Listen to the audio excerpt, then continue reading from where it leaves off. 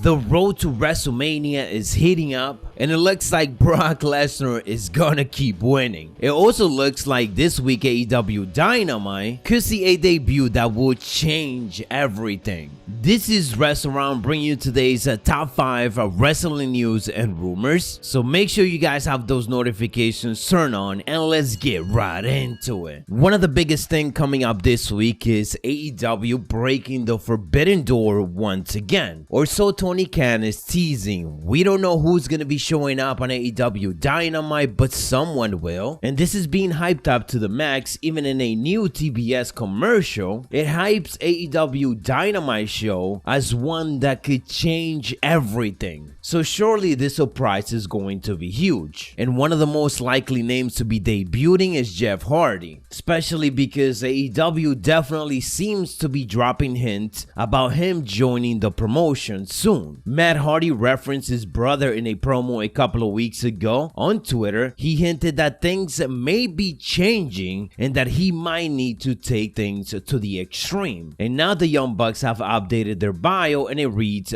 "Bring us Jeff Hardy." The Harvey is a reference to when former WWE announcer Mike Adamle referenced to Jeff Hardy as Jeff Harvey on a show over a decade ago. Jeff Hardy was of course released from WWE in December after a house show where there was a belief with management that he may have been under the influence. The drug test results came back several weeks later and proved that he did not have any drugs in his system. WWE then tried to quote-unquote make it up and give Jeff Hardy an offer to induct him into the Hall of Fame, which he obviously declined. And it's clear that Jeff Hardy is not going back to WWE. He already have a bunch of independent dates lined up as they are doing a Hardy Boys Reunion 2022 tour. The other rumored name is Keith Lee, who just got married over the weekend with Mia Yim. That honeymoon is gonna be cut short if he is set to debut on this week, but it is possible. Maybe they already celebrated that honeymoon. Their 90 days is officially done, and latest reports in regards to Keith Lee and AEW from the Wrestling Observer was that there is a possibility that he probably already worked out a deal with them, and it might just be a matter of time. Onto some quicker news. PW Insider is reporting once again that Bayley and Asuka should both be back for WrestleMania 38. This is something that we've been expecting, but they are indicating that those returns should be happening within the next 4 to 5 weeks. A return we didn't get at the Royal Rumble is Paige, and she ended up trending on Twitter as she tweeted a brand new look, and of course fans are asking her about her return. We don't know when it's gonna happen, but one thing is certain: this year is going to be interesting because her contract with WWE expires in a few months around the summertime, and we know that she has been training to return. So if WWE doesn't make a move, it's very likely she might go elsewhere, much like Lita was going to do before WWE decided to bring her back for one more run. And let's talk